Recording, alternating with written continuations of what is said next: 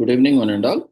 We welcome you all to the International Webinar Series on Holistic Health, Well-being and Sustainable Development 2025, commemorating Azadi Ka Amrit Mahotsav, nation celebrating 77 years of independence and United Nations Sustainable Development Goals 2015 to 2030 and Viksit Bharat at 2047. As part of awareness and campaigns in collaboration with Sri Holistic Health Foundation India and Sri Research Institute Center for Arts, Sciences and Wellbeing. Before we start our sessions, let's take the blessings of Almighty.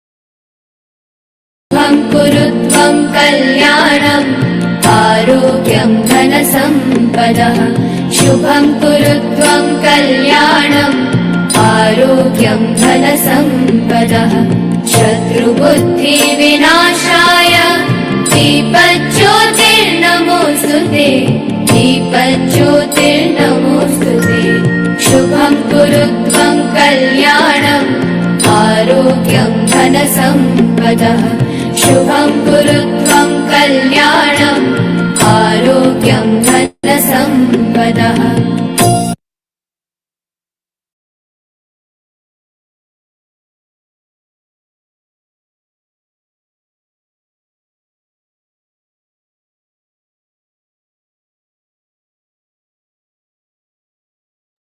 With the blessings of Almighty, we shall continue with today's commemorations.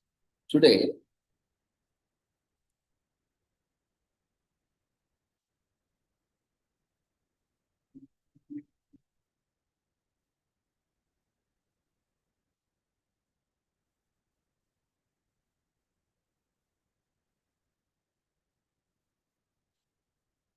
we are commemorating Aged Care Employee Day on August 7th in Australia.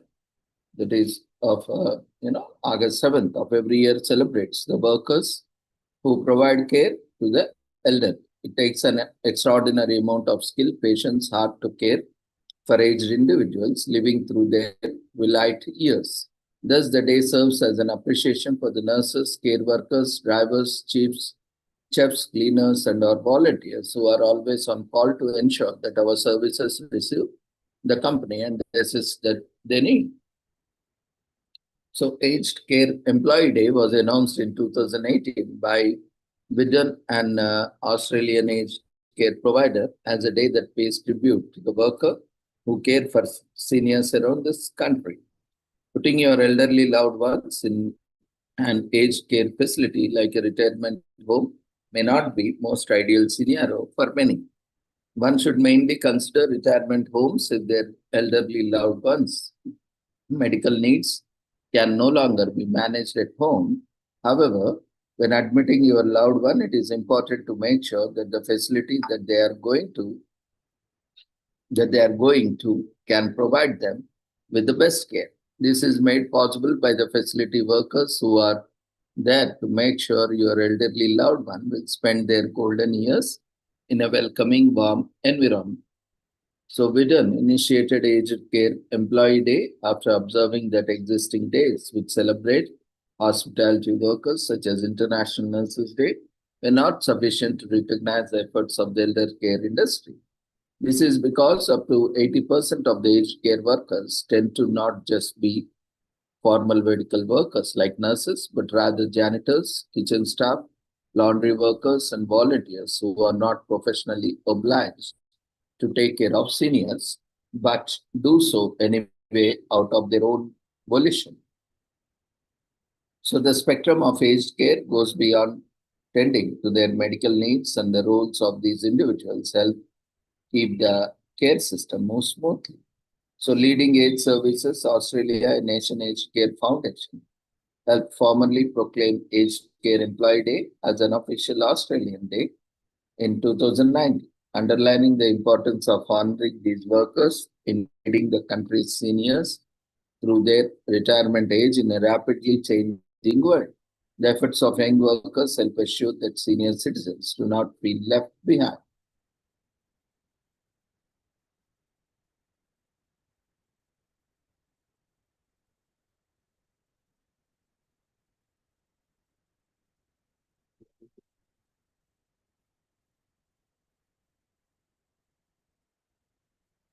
So aged care workers must be able to complete most, if not all of their following tasks on the job, assisting in tasks such as bathing, grooming, and getting dressed, assisting in grocery shopping and laundry, providing medical and emotional support, maintaining close contact with the patient's family, organizing social and recreational activities for the patient.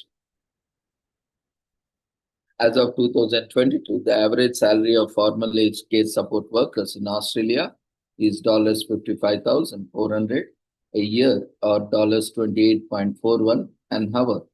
Meanwhile, entry-level positions command around $53.313 annually on average, while experienced workers can make up to $68.071 a year. The rates differ according to facility and state. Prospective workers must receive a certificate 3 in an individual support or certificate 4 in aging support from their local TAFE institutions as part of initial training. They must also complete first aid certification and police checks before entering the job. Alternatively, volunteering at senior care facilities could help pad your resumes with the relevant experience.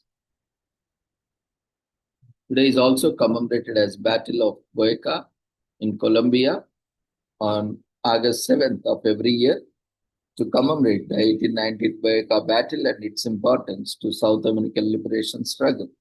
It is seen as a victory that laid the foundations for Colombia's independence from the Kingdom of Spain and is celebrated with parades and festivals that pay tribute to the war that paved the way of Colombia's sovereignty. The main significance of the Battle of Boyka was its role in freeing Colombia from Spanish rule. Although Colombia, then named New Granada, declared de facto independence in 1810, it was not until 1819 that the Kingdom of Spain recognized the territory as an independent entity following the battle. The Battle of Boyka took place on the outskirts of Bogota, the current capital of Colombia, and involved 2,850 soldiers under Simon Bolivar's command against a slightly smaller army of Spanish royals sent by Ferdinand VII, King of Spain. In 1815, Ferdinand VII plotted to reconquer South America after Napoleon's Peninsular War in Spain ended, thereby freeing his armies to take part in the reconquest. However, due to Spain being worn out by the war in Europe and its grip on South America was severely weakened, however, they managed to retake New Granada by reoccupying Bogota in 1860. Today is also commemorated as Côte d'Ivoire Independence Day in Ivory Coast. On August 7th, it honors Côte d'Ivoire independence from France in 1960. The Ivory Coast, commonly known as Côte d'Ivoire in French and formerly the Republic of the Ivory Coast, is a country on West Africa's southern coast. Its political capital is Yamoussoukro, located in the country's center, while its major city and economic center is Abidjan, situated on the coast. It is bounded to the northwest by Guinea, to the west by Liberia, to the northwest by Mali, to the northeast by Burkina Faso, to the east by Ghana, and to the south by Gulf of Guinea, Atlantic Ocean. There are 78 different languages spoken in Côte d'Ivoire, with French being the official language. So before the colonial era, most European contact with section of West Africa was for the trade in elephant ivory, hence the region's name. The French created the first protectorate over a few kingdoms in the region from 1843 to 1844.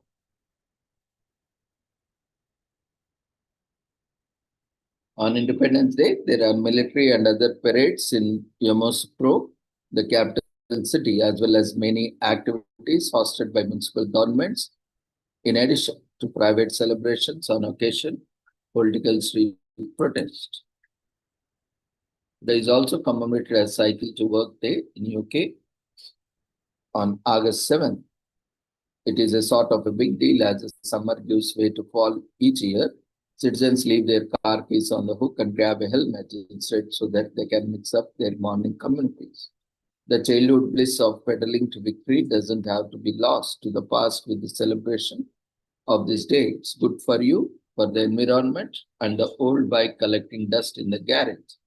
So hit the roads.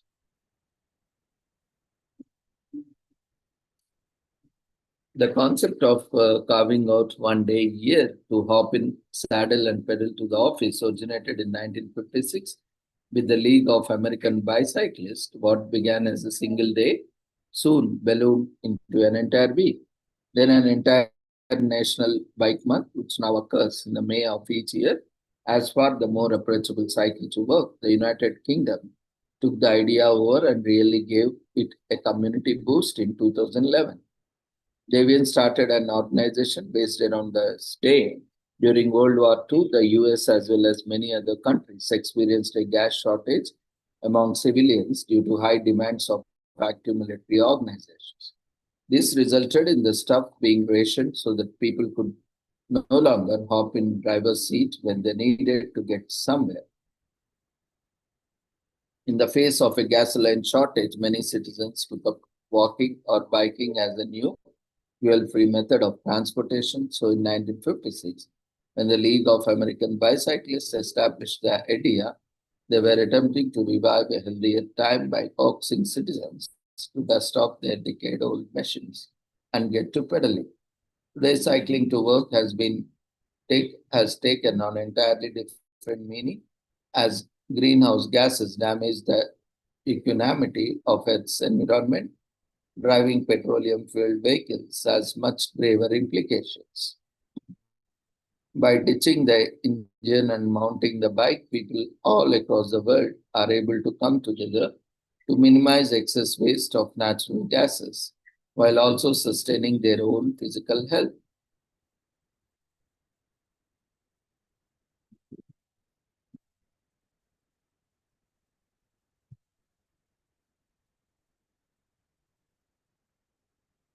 It is also commemorated as India Pale Ale Day, which falls on August 7th.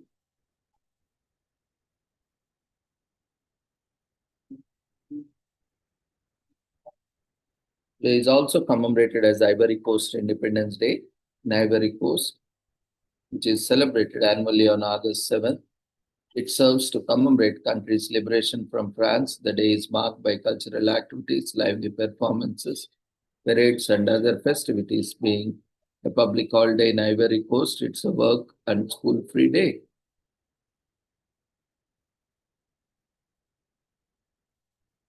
On July 11, 1960, France consented to the Ivory Coast becoming a fully independent state. The Ivory Coast gained its independence on August 7, 1960, with the Felix Houphouët Boigny becoming the Ivory Coast's first president. When Boigny became the first president, his government gave farmers better prices for their products to further stimulate production, which boosted significant immigration of workers from surrounding centers. Coffee production increased significantly, capturing the Ivory Coast into third place in world output, behind Brazil and Colombia. By 1979,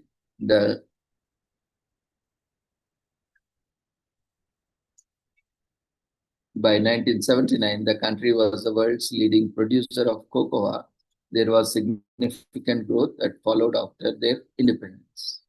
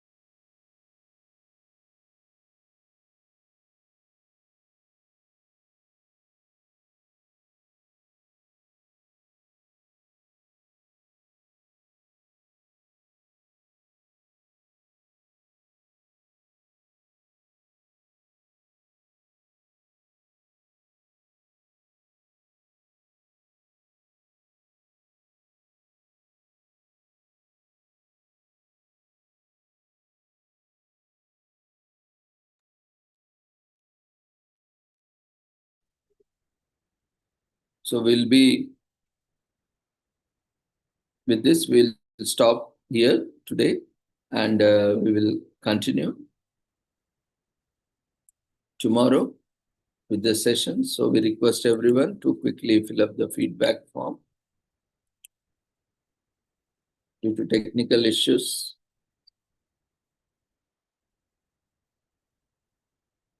because of rains, we are not able to continue. So we'll do it tomorrow, the rest of the sessions and topics.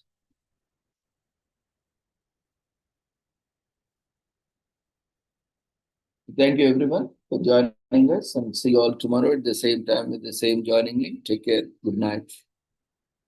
Before leaving, we request everyone to quickly fill up the feedback form. Take care. Good night.